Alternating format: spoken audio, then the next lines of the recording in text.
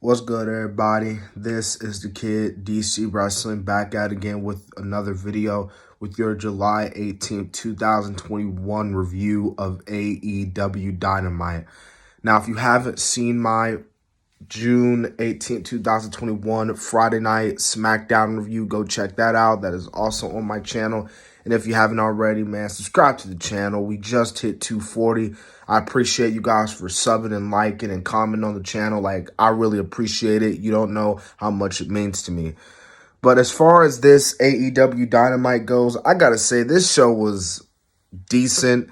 It kind of felt a little bit filler, not too much filler. Like, granted, you still had, the 6-man tag main event. I thought the tag team match with Cody was all right. But and then the Andrade El Igolo interview, but the rest of the show just felt like filler to me. Just a little filler, not too much filler, but just a little bit filler. We kicked off the night with Jake Hager and Wardlow in an MMA cage fight. Now on card, this looked like this could be like huge or something, but instead this was average at best. It was meh. At best, it wasn't bad. Like, it had its pros and cons. Like, I'll give AEW credit.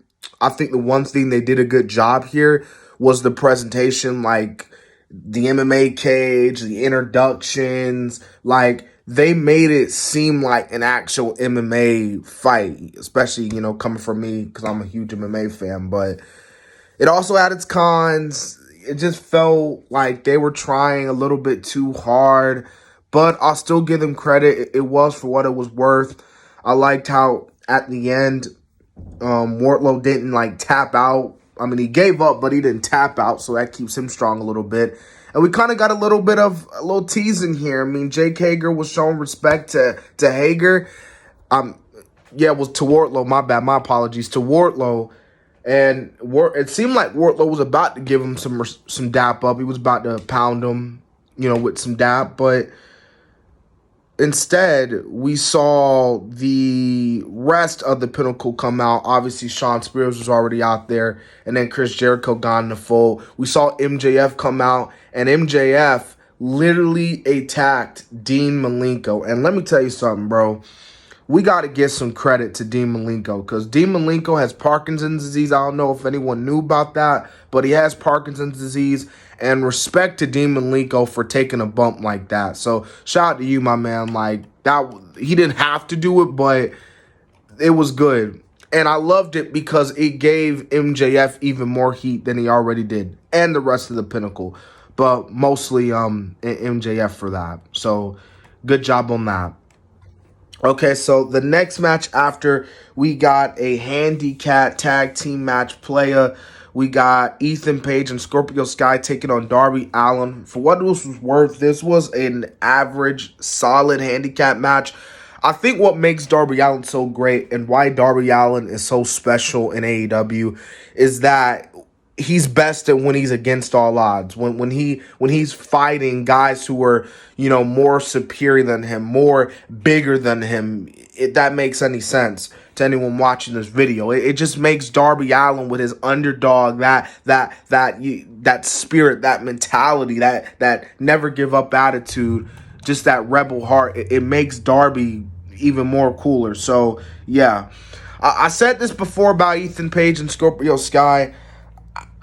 I take Ethan Page more seriously than I do Scorpio Sky. Scorpio Sky just doesn't feel natural as a heel to me. I thought the heel turn was gonna work for him at first, but now thinking about it, I can see why he was kept babyface for all this time, because he just feels more natural. Ethan Page just feels more natural as a heel. This tag team is interesting when you think about that, when you got one guy who's just natural as a babyface and one guy who's just natural as a heel.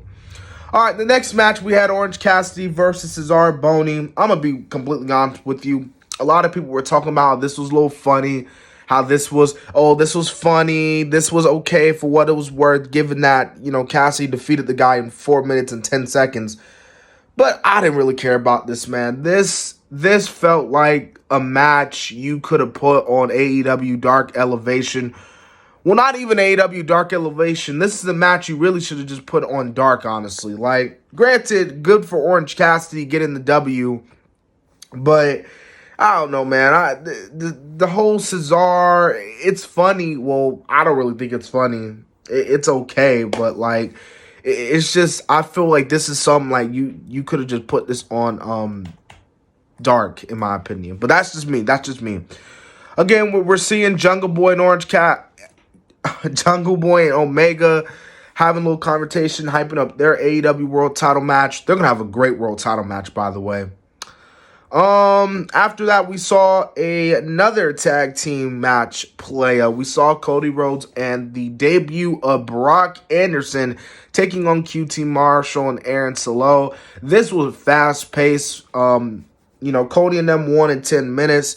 This was okay, to say the least. Again, a lot of people are just not caring about QT Marshall or this whole QT Marshall group. I will give AEW credit where credit is due, though. Brock Anderson, again, they didn't give him that much time, which is good because it was his debut. But he did look pretty good. But he is also just starting out, so I can't really give a full opinion on him. And I might as well say this since I'm on live now. Congrats to Cody Rhodes. He and his wife Brandy, his wife Brandy gave birth to a wonderful baby girl. So I wish them nothing but the best. And yeah, congrats on that. Okay, so after that, we saw Julian Hart versus Penelope Ford. This match didn't really last that long, so it was okay, to say the least. After the match, we saw Miro come out. Miro just destroying the Varsity Blondes, brawling with Brian Pillman, which is obviously going to lead to their TNT title match on the week following the AEW Dynamite on that Saturday. And then, of course, we got the hype up between FTR and Santana and Ortiz. What I love about Santana or Ortiz is that you could, relate to them. I think a lot of people, that's what they love about Santana and Ortiz. Especially Santana. Every time he cuts a promo, he just comes off as believable. It's kind of like the Street Profits. When the Street Profits break up, Montez is most likely going to be the star. If Santana and Ortiz ever break up, which I think they shouldn't because they're just great together, Santana will obviously be the star, most likely. But yeah, man, those two are going to be facing off. That's going to be a good tag team match, playa. And then, of course, the 6-man tag team match with Eddie Kingston, Kazarian, and Penta taking on the Good Brothers and obviously the Young Bucks. Like I said, that was pretty good 6-man tag team match, to say the least. This was a solid episode. You could really tell they're just getting to the big episode next week, and they're getting to starting back with touring. But yeah, man, so that's my AEW Dynamite review. Thank you guys so much for checking out the channel. I appreciate it. Again, if you haven't checked out my Friday Night SmackDown review, go check that out. Anyways, guys, subscribe to the channel. We at 240. Let's get this up to 250. This has been the Kid, DC Wrestling. Join me back Sunday night for my Hell in a Cell review. And so, yeah.